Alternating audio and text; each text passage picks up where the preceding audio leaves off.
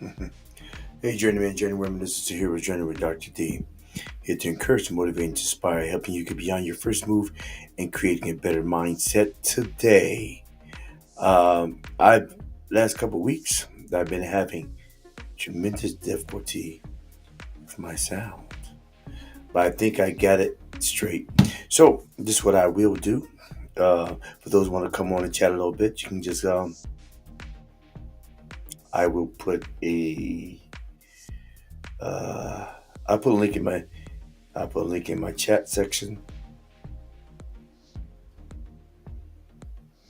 This gets on there as well.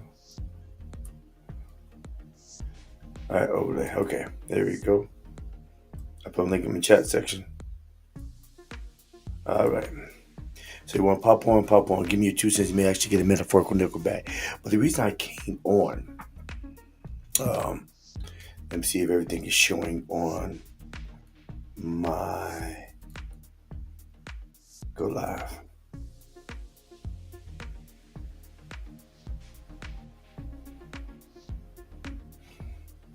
All right. Okay. The reason I came on now to because I had difficulty on my Wednesday show. We was talking about on my Wednesday show. We were talking about memories and regret. Let me get back onto the main screen. Um, and what I was saying was did a little research and get there's a comparison and contrast of memories and regret. Um, Let me get this thing in my other ear because I can hear my sound. And if anybody's on right now, just give me a comment. I still hear too much echo. That's on me. Put down my gain. All right. Increase that. Decrease that. And I think we're good. All right. So what we're going to do right now, I'm going to actually talk about memories and regret. Still my right here. Let me move over a little bit. Okay, check it out. Right. Mm-hmm. All right. Let me break it down for you. When we talked about memories and regret before, I did YouTube. I did a video about memories and regret. It that was a length about a couple of weeks back, and we was actually and we talked about it. Had a couple of people on, and we explained certain things. And you should see on my YouTube channel as well as my TikTok and Instagram. You should see some clips. Short videos, 45 seconds, 50 seconds. We're talking about memories of regret. Now, if anybody want to get on, you can ask questions, and I'll be more than happy to exchange with you. Now, what we was talking about is memories and regret. Now, let's do it. Oh, whoa! I had it up. I'm gonna do a contrast, right? A contrast of memories and regret. Bear with me, people. All right. Dun-dun. Ah. Okay. All right. Here we go. A lot of times you deal with people in general. Well, they don't take time to build a meaningful, a special memory. Just exist in time, and when you exist in time, then you kind of you waste time that you've been given. If you waste time what you've been given, then you kind of live in regret. I believe this that when you don't take time in those special moments to embrace that moment and catalog it as special, then when you get on in years, when you sit back and relax, when you sit back by yourself and you're in the company of one, that's the person in the mirror, that either you have one or two things that are accompanying you, special moments built, encapsulated in a memory, or regrets. Now, granted, some regrets are needed early in life, so you don't have big regrets later in life. So let's do I did a comparison Uh, let the comparison of memories and regret.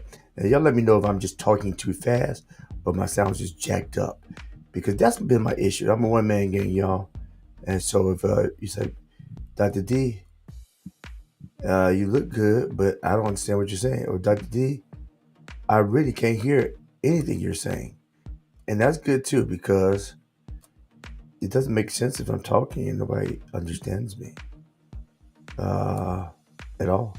It's kind of a waste of space. And I'm wasting time, and I'm living in regret. All right. Mm-hmm. All right. Okay. I should have. Okay. Oh, here we go. I'm in my wrong prompt. All right. So here we go. In my life, low. All right. Now I'm not talking about love today. We're talking about. I'm just continuing. I think it's so important. That's why I'm talking about it. And I just hate that I didn't get real good um, in depth conversation that could be recorded on a previous night, because my sound was off. And it was choppy. It was jacked up. I don't like jacked up. All right, let's. Okay. Okay. Let's go through it. Let me see. He's on here. Yeah. Dum, dum, dum. All right. Let's see what we got. Got one person. All right. So let me go through the and it then maybe on Instagram. I don't know. So this is the comparison of special memories and regret. All right. Special memories. Special memories are positive recollection of past experience that bring you joy, excitement, exuberance, nostalgia, and sense of fulfillment. Now, regrets are all right. Okay. Uh, all right. Good. Now, regrets too much. I may be too close. Too much gain. All right. Okay. Maybe I just can't hear myself.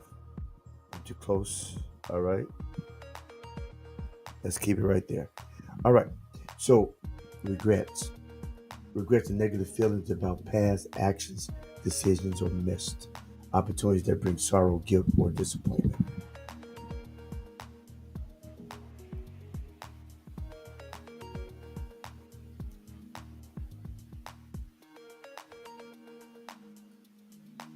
All right.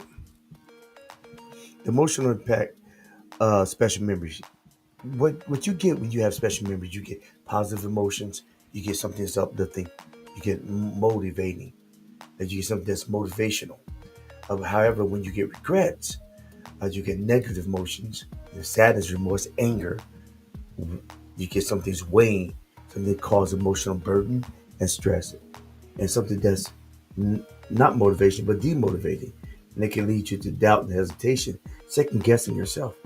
A lot of times, people don't go into future endeavors due to second guessing themselves, and the influence on behavior that it can have for you is, especially memory, it can boost you up, it can encourage you to move forward. It's a reinforcement for positive behavior. It's connection. While a regret could be a cautionary tale, because what it could do, uh, like I stated earlier, it can cause consideration of future actions. You could think before you act later on, because you'll never be a success unless you fail. But you have to be willing to fail to succeed. Risk it all, give it all, take a chance on your life. If you don't bet on you, who will? Also, another regrets, a result of regrets are learning. So it's not always bad. It's caution, it's learning, but a negative thing, it could be isolation. It may lead you to withdrawing and from perception, may lead you to withdrawing from certain situations or people. And a lot of times it's about how do you perceive the perception. Especially memories can lead you to reflection, commemoration, and sharing. And the regret can lead you to acceptance, coming to terms with past and forgiving others, moving forward, amends, taking actions to rectify or apologize for past mistakes, and growth. Long-term effects for special memories are mental health, good mental health. It contributes to overall well-being and resilience, legacy, lasting effect on people, continuity, provide continuous thread of positivity throughout your life. Regrets, negative mental health, chronic stress or depression, life choices, influence future decisions to avoid repeat mistakes and resolution, offer opportunities for closure and peace when addressed. Social dynamic, special memories, bonding, storytelling, role models, regrets, confession, cautionary tale, and empathy. Now, the summary would be that special memories and regrets both play significant role in shaping an individual's emotional and psychological landscape, while special memories provide joy, inspiration, and strength. Regrets offer opportunities for learning, growth, and caution. Balancing both aspects can lead to a richer, more introspective, and ultimately more fulfilling life. So, so when you're thinking about things that need to be done, how you need to address things in life, you think about past mistakes, but don't dwell on them. You can use those as cautionary details of things that you regret. We talked the other day. We talked about. I had partners on online with me. He said a regret that he had, the regret that he had is that he missed his grandmother's funeral. Why? Because he thought he'd have time. However, that regret was uh, a pivot to experience that allowed for him to make future adjustments to what he never wanted to happen again. Case in point, if those who are the Marvel Cinematic fans, I am. I tell people I want to be the Spider-Man or the Peter Parker that prevented Uncle Ben from being killed. What I mean is that Peter Parker had the gifts. Peter Parker had the ability. Peter Parker had the chance to go outside of his way to stop something from happening by just sticking his leg out to trip a guy that was stealing from the venue that he was working at. He said it was not his business. He said that he had nothing to do with that. But it was in his ability to make a change. How many people have it within their ability to affect someone today that you don't see will affect your tomorrow? But in the story of Peter Parker, the story of Spider-Man, the origins of it is that the reason he became Spider-Man and selfless is due to the regret of him not stopping the man that killed Uncle Ben. Now, the thing is, he didn't know that was the guy. The reason why we don't do things because we don't, we are generally self-involved, self-assumed, self-assumed, assume, uh, you assume with selfishness because if it's not about us at that moment, we don't take effect to help somebody else. When, in truth of the matter, in that case, it can be about you that tomorrow. So, in the case of Ben Parker, And Peter Parker, it wasn't that day, it was the next day. But it wasn't, but it was his option to stop the future from being so dismal. However, if it wasn't for him experiencing that regret at a young age in Marvel Cinematic Universe, then Spider-Man really would never been created. He had a regret early on. How many of you have regrets early on to help build memories for the majority of your life? If you can capitalize on regrets that you experienced yesterday, capitalize meaning that you don't dwell there. You remember it and you take notation that I do not want this to happen again. I do not want to fail that test again. I do not want that person to leave me again. I do not want to be that type of person again. I don't want my family to leave. How do you change your future and your present?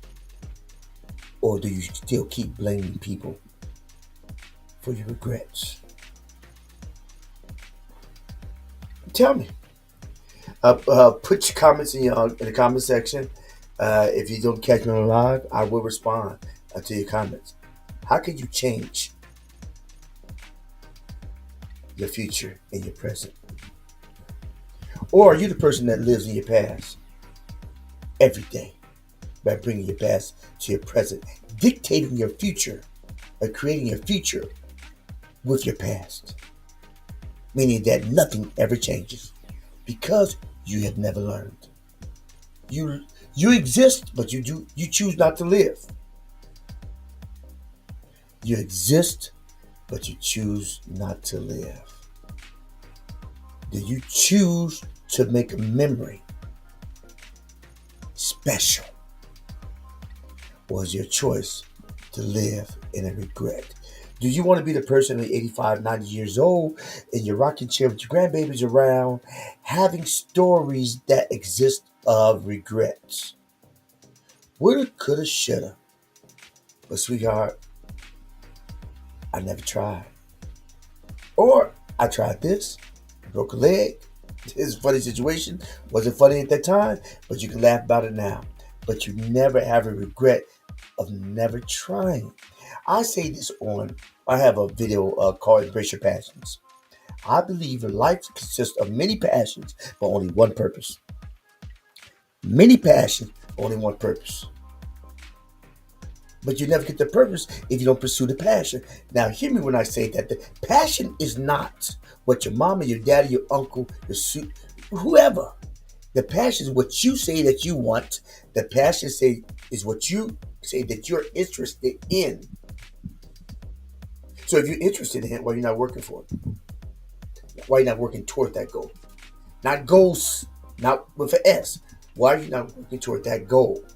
Now, mind you, sometimes we are diverted. We have a goal and then we adjust our goal because we have pursued that passion. If you don't pursue the passion, you'll never see the goal. But what happens is that we pursue other people's passion for our lives. And that may be what we start out doing it in grade school. But throughout life's journey, I will hope that you learn I'm not interested in this area. However, this area has taught me some discipline. And has taught me what I am interested in and what I am willing to pursue. All right, so what is embrace your passion? Many passions, but only one purpose. Whereas your passion may be your purpose or may not be your purpose. But oh Lord, it may be your purpose, it may not be your purpose. But what it definitely will be, it will be your pathway to your purpose. If you pursue it with all your heart, if you squeeze all that juice out of that orange, you squeeze it. Because you squeeze all the juice out of that orange, I believe God will shed light on the blocks on the road of your destiny to your purpose. God will shed.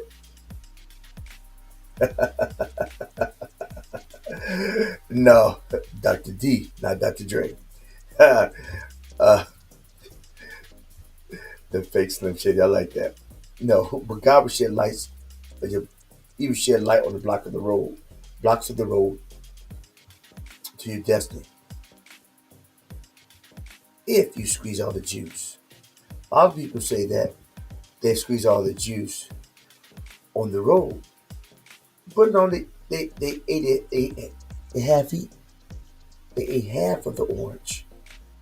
They took a bite of the apple. They didn't consume it. You only consume things that you're passionate about. And when you consume those things, then there's residue left. And when there's residue on the ground, and when there's residue on the ground, then what happens? God will shed light on the blocks of the road of your destiny to your purpose. But are you willing to consume what you're interested in? You know, some people are, some people are not. Some people are so busy living somebody else's life. But you have many interests. Don't be hesitant. If you're interested, try it out. Because what will happen is that you'll learn. Life is like a schoolhouse, and you have different classes for graduation dates. Now, certain class, you go to certain classes. You have certain tools in your backpack, and when you have certain tools in your backpack, you have certain tools in your backpack to accomplish the task at hand in that class. And all classes are building blocks for what's at hand once you graduate. Specific schools. That's all they are. So, have you taken your backpack?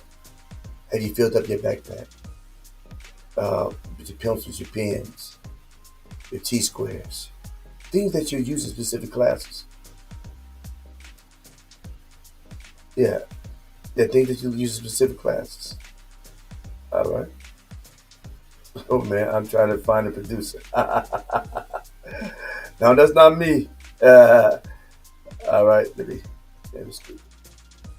Okay, so that's funny. Oh, oh, I'm moving around. I ain't trying to move that. I ain't trying to move that way. Oh yeah, I am. I'm back here. Okay, so yeah, so a lot of people. That's funny.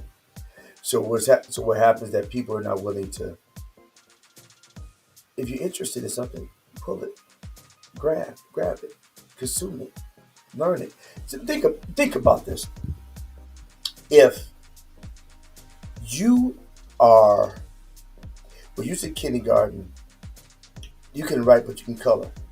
But the tool set that you was given was crayons. Why were you given crayons? You were given crayons to scribble. But really, what the teacher was doing is trying to get you.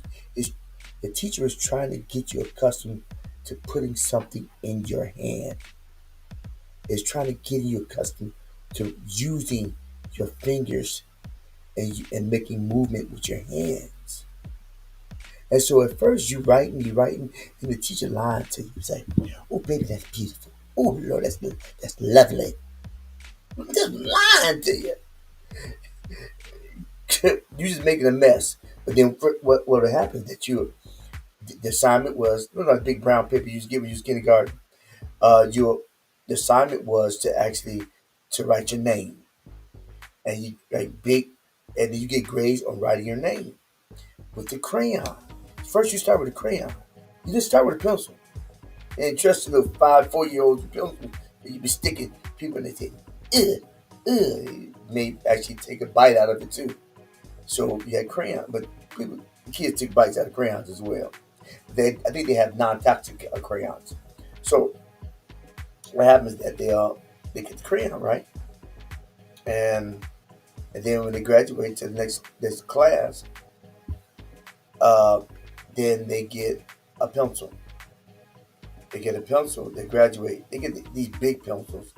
I remember the real big pencil because now you know how to put something in hand. You know how to make the movements. You got the pencil, so you start to write.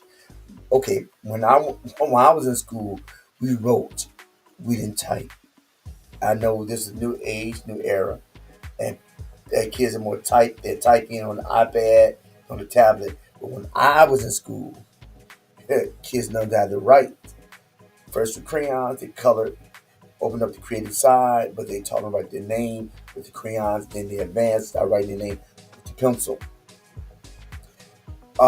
So just think about it. You put the crayons in your backpack when you finish with that class, only to pull it out next time when you have a coloring book in front of you, because you have advanced to using a pencil or writing utensil. And then you get through that class, then you only pull it out when you're doing a standardized test. You're doing little holes in it, you're just drawing, you're filling in the holes with the pencil, because for standardized tests, you needed a number two pencil. Then you advance to different classes, right? You advance to different class, fourth, fifth grade, so you use a pen. Why? Because you start out using a crayon, you know how to write it, you know how to put the utensil in your hand. You not only know how to color, you know how to write your name, you know how to flow with it, and now you can write paragraphs. Now, mind you, I'm talking about people actually write, not tapping on the keypad. Then when you get to a certain grade, then you put the pen in your backpack only to pull it out when you're doing an essay. You see the progression, y'all? Every class you have learned something and you put the utensil in your backpack. Why? Because there's going to be another class where that utensil is going to be necessary. Maybe not all the time, but some of the time. But you'll never have the knowledge of utilizing the utensils if you didn't learn it in a previous class and embrace that moment to put in your backpack. We all gonna learn certain things in our lives, but the thing is, are you gonna cheat or are you gonna take it serious? Because the things you learned in your yesteryear is gonna teach you for your future, so you can enjoy your present. If you do not learn, if you cheat, all you do is cheating yourself. If you cheat, all you are doing is cheating yourself. So memories are important, and so are regrets. It's better to learn, have a life lesson early in life. So I heard man of God say this. Uh, uh, your misery is your ministry. What you learn, what you experience is not for you, but it is for somebody else. So what will you leave when you what legacy will you leave when you depart this plane of existence? It depends on what you've done and what you've been given. We all have a time clock. Make it matter. Make it count, people. Make it count. Make it count.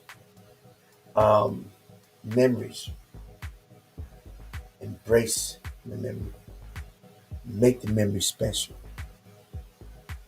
So the balance won't be off kilter. Meaning that you won't have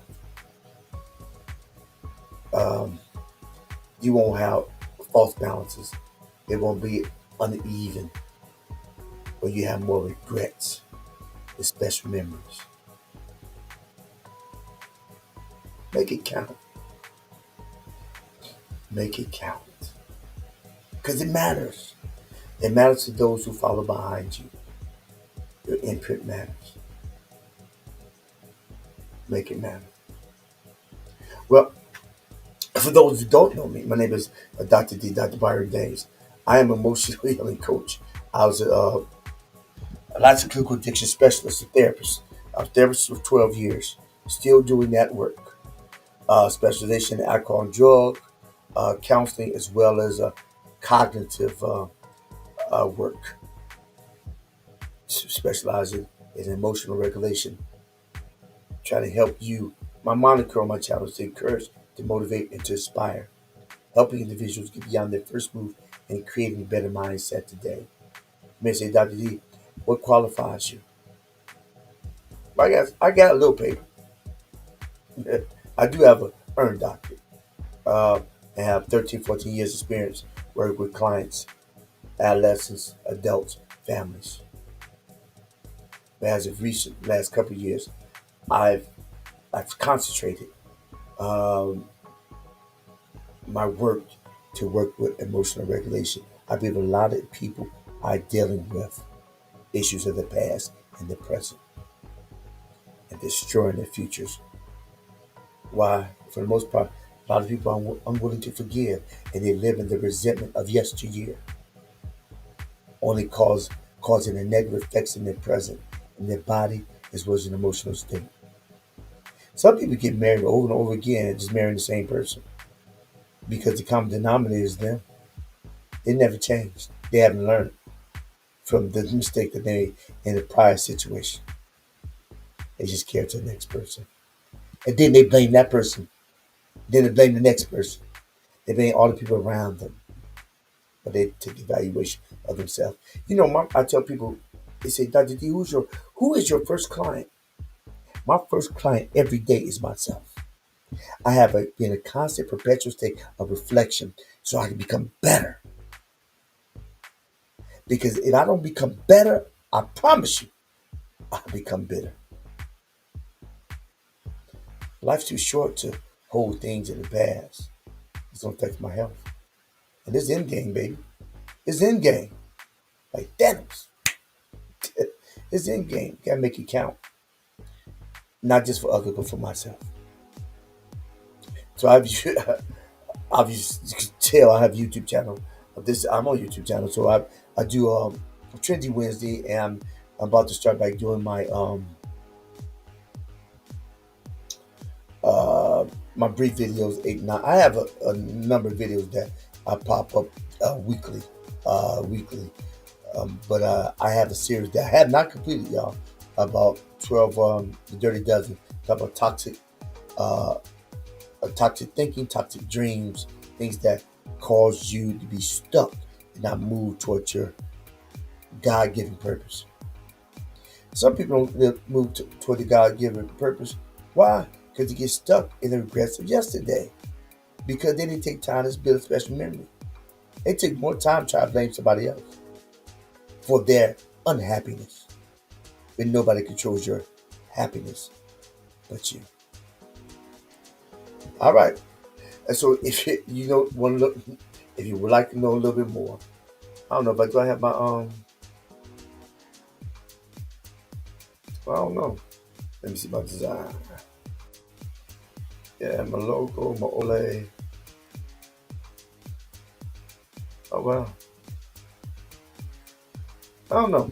Check me out, A Hero's Journey with Dr. D. Check me down below. Put a comment. Tell me your thoughts about memories and regrets. I like to talk a little bit more further with you, and give me a suggestion, a specific video that you'd like me to present on the following weeks to come. My goal, and my goal, as I stated before, is to encourage, to motivate, to inspire, to educate, helping people get beyond their first move and creating a better mindset today. Part of my reason for creating my YouTube channel is due to the fact that there's 3 reasons why a person doesn't get therapy, coaching, and help. 1, they don't have the right type of insurance. 2, they don't have the right type of money. And 3, they don't feel like they need no help. But what everybody will do if they never go into any virtual site or live location, they will go to YouTube. So we on the same rock together. So let's make it better. 6 degrees of separation, people. So if you remember anything else, remember this. Every day you get a vertical, make it your goal in life to always move forward and never move back. Why? Because life is just too short to live.